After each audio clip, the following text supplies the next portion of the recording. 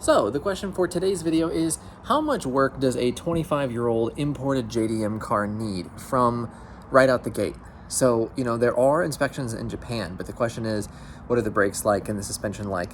I can go ahead and answer that the brakes definitely need work because there is some kind of when you're braking, and there could be a variety of things for that. One thing that I would really like to address is when you put the car in gear, if you go too quickly, especially when the car is cold, it lurches pretty hard, and I'd like to fix that. I read online that has to do with the rear end stabilizer bar.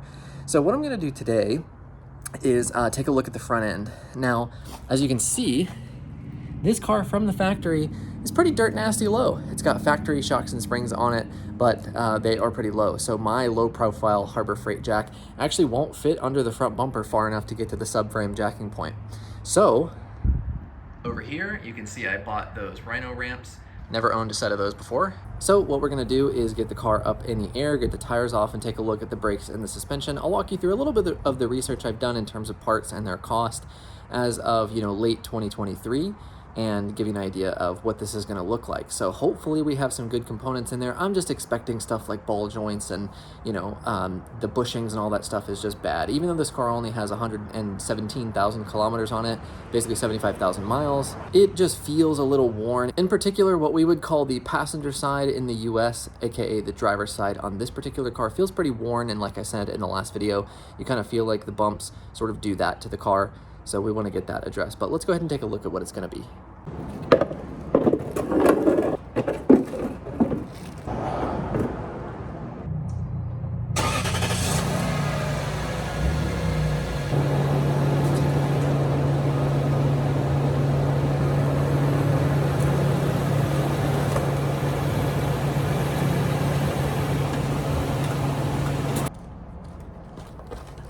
Did you see the lurch? It went goo into gear.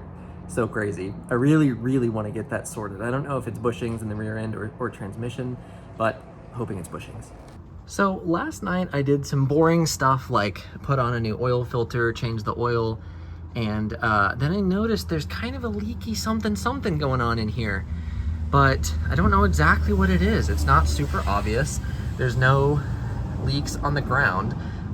These dark spots are because I freaking had a bit of a oil spill in my driveway, but it's not actively leaking. So I don't know if that's residual from something else. I tried to dry up some spots just to kind of check, but so far I haven't been able to track that down. So we'll keep an eye on that.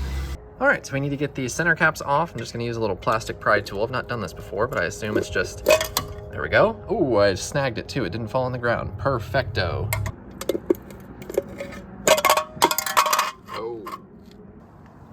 Looks like our lug nuts are at 21.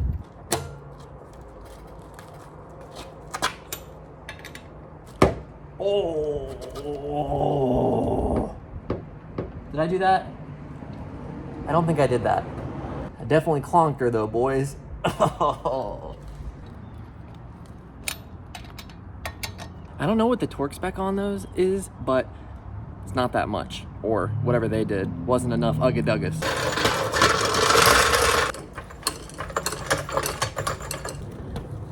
Look at that suspension travel.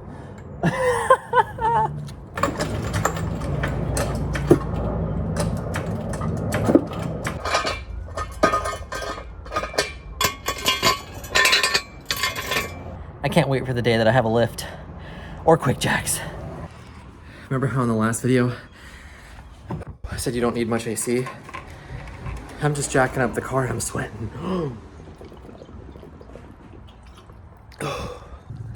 Let's NASCAR these bitches off.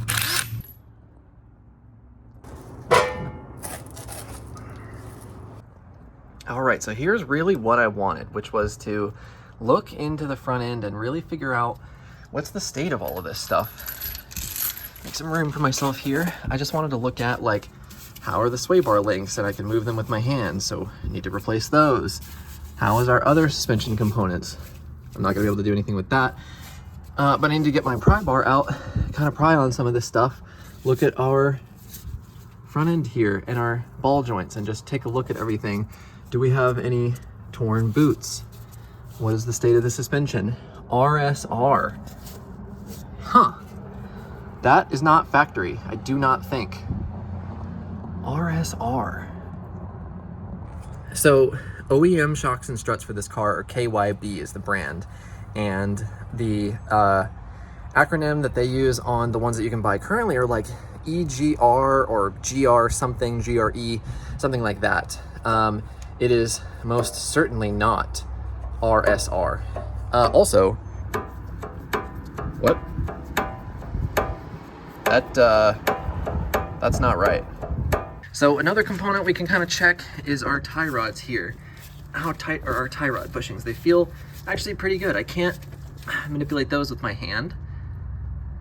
Let's check out our brake pads here. So these have the sweet Toyota ones. These are kind of like my 100 series Land Cruiser. You can take off these clips, these slide pins come out, and then you can actually get the pads out without taking the caliper off. But I will almost certainly be replacing these rotors.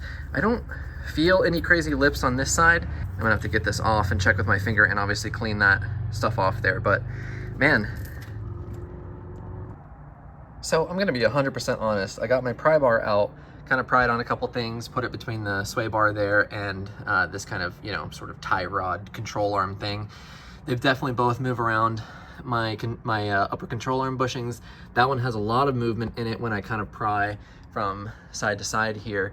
This one over here on the right, not so much, but I don't really know exactly how to tell if these are bad. I'm really just going to assume for the worst. But overall, it's really interesting how almost like paper thin these control arms are for the weight of this car, you know, being nearly 2 tons. It's really interesting.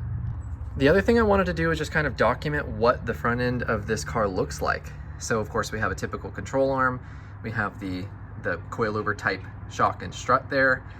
And then obviously we have these beastly 4-pot brakes, which is awesome. You can see on the other side, if I zoom in, you might not be able to see, they say Sumitomo on it, so that's really interesting. Just cool to see the OEM manufacturers. And then the other thing that I find super interesting about this setup is, of course, we have our tie rod coming in from the steering rack, and then we also have this crazy ball joint setup that's on kind of like this 3-bolt sort of assembly. So this piece of metal right here is tying together our sort of center control arm here. So there's this center one that goes up into this bushing, and then there's the kind of wavy one that goes up towards the front of the car. So we have kind of that multi-link setup here. So up to the front, that's a cam bolt and a bushing in there.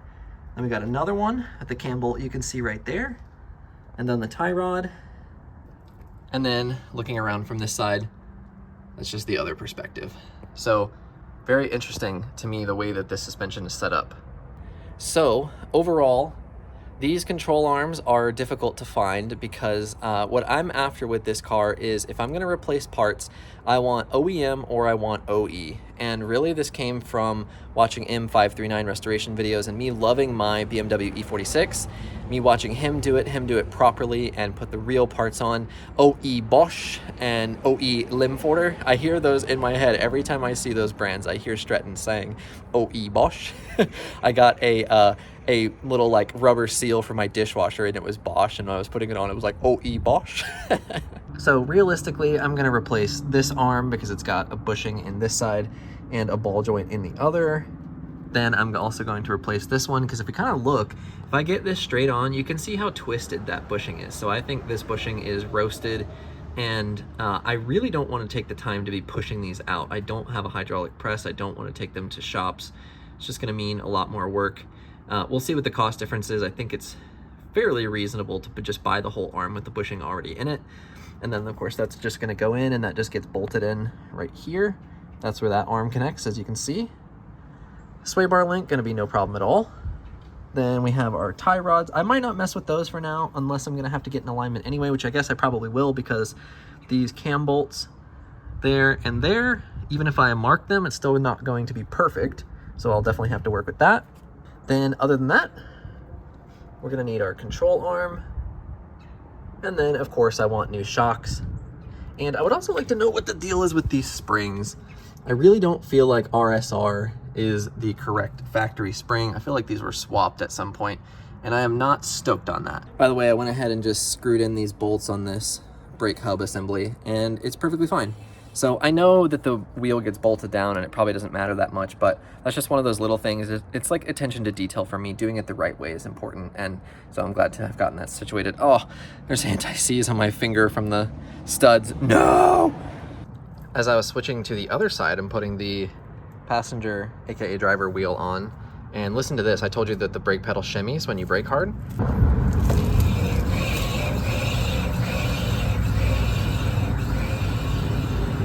It's not just me, I don't think. You hear that modulation as the wheel spins. It's like that pitch change.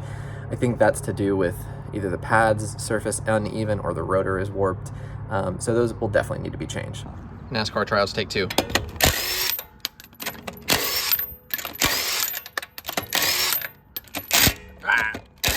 Ooh, that was better. That was definitely better. The story is pretty much the same on this side.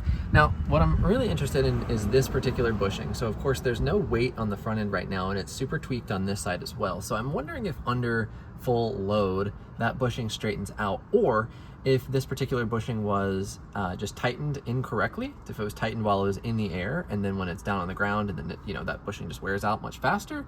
So I'm gonna try to find the service manual and see what the dealio is there. Again, we have RSR on this side, and I will do some digging to see if that is a factory part or if that was aftermarket. And then, everything else just looks pretty much the same over here. Our brake rotor is, rusting, and it looks like we have plenty of pad left on these pads, but I don't know, that's just not something I really want to mess around with. I think I'm going to go ahead and just replace them. The pads are not expensive at all. And then, everything else, it's pretty much the same story on this side. All components I'd want to replace. And same thing, sway bar is really loose. Sway bar links, all these other components are just probably a little tired. I doubt they've ever been swapped. All right, so now it's time to dig into the prices. So first up, we have the upper control arm, and on the website Amayama, which is a JDM parts supply website, that upper control arm with the bushings OEM part is $179 per side. Compare that to the dealer, which is $380. Ooh! Next up, we have our lateral bar, which is this weird guy that kind of goes up to the front of the car, and the Amayama part is $89. And I think it's worth mentioning that with Amayama, you're going to pay shipping charges, which can be pretty intense, so you will have to compare a bit.